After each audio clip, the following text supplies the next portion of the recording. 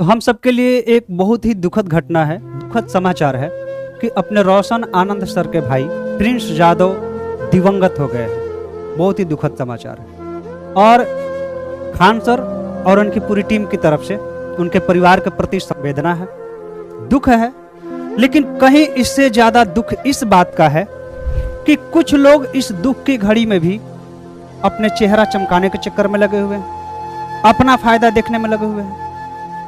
लगातार 3 दिन से रोए ही जा रहे हैं और इस मगरमच्छ के आंसू आंख में लेकर के रो रहे हैं कि उनका आंसू खत्म ही नहीं हो रहा है। तो ये दुख नहीं है, ये बस दिखावा है।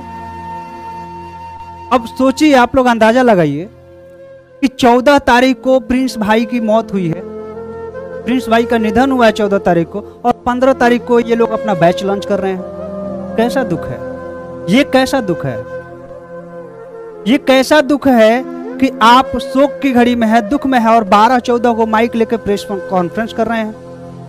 रोशन आनंद सर ने तो ऐसा नहीं किया। तो भाई कम से कम दुख में तो आप लोग छोड़ दो, आपदा को अवसर में मत बदलो आप लोग, है ना। बहुत सारे लोग हैं जो इस दुख की घड़ी में भी, आपदा के समय भी अपना ही फायदा देख रहे हैं, अपना चेहरा चमका रहे हैं। ये बहुत गंदी चीज है, इससे हालांकि दूर ही रहा जाए।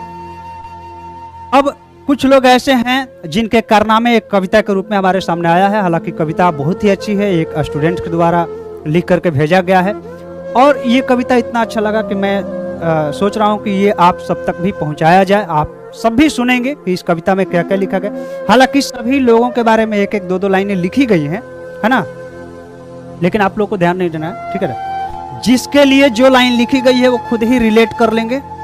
हम जो कविता है उसको पढ़ेंगे। तो कुछ इस तरीके से लिखा गया है कि फैजल खान, तुमने ये क्या अनर्थ कर डाला है। तुम्हारे झांसे में अब स्टूडेंट्स नहीं आने वाला है।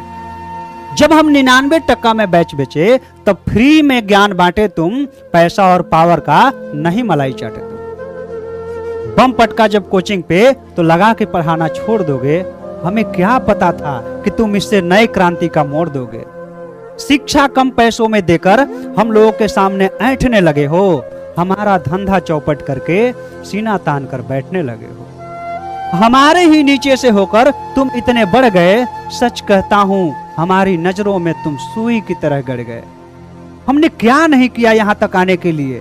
अपनी बहन तक का सौदा कर दिया एक्स्ट्रा क्लास लगाने के लिए। फिर भी ये आज हमसे इतना कैसे बड़ा है। अभी तक अभिमान इसके सर क्यों नहीं चढ़ा है।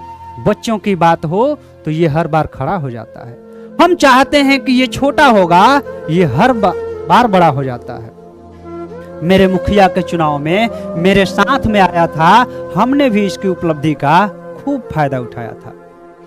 लेकिन मेरे विधायकी के चुनाव में बोला नहीं आएंगे। टीचिंग में व्यस्त हैं, नारे नहीं लगाएंगे। एक विधायक को मना करे, इसका इतना औकात हो गया।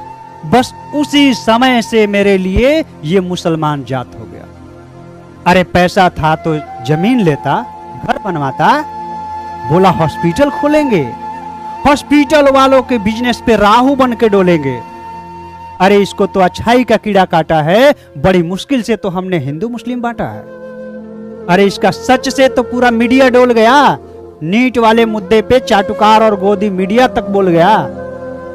कोई हमको आईना दिखाए, ये कैसे स्वीकारेंगे। कोई हमको आईना दिखाए, ये कैसे स्वीकारेंगे। इसको खान सर नहीं फैजल खान कहकर पुकारेंगे।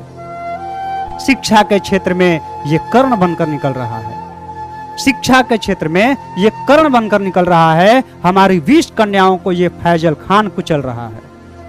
इसको दबाओ जल्दी, इसको दबाओ जल्दी, नहीं तो ये बच्चों को हक की लड़ाई सिखाएगा। ऐसा अनर्थ होगा तो मेरा तुम्हारा सबका कुर्सी जाएगा। कुछ तो कमी होगा। पुरानी फाइल निकालो तुम, कहीं दाग नहीं लगता हो तो एक बार ऑडिट करा लो तुम।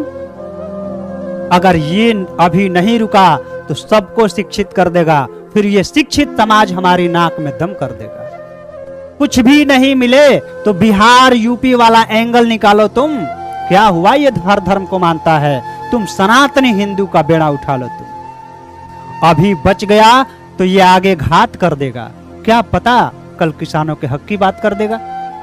अभी तो बोला है कि 5 हॉस्पिटल खोलेंगे, अभी तो बोला है कि 5 हॉस्पिटल खोलेंगे, फिर बड़े बड़े हॉस्पिटल वालों से किस मुंह से चंदा के लिए बोलेंगे।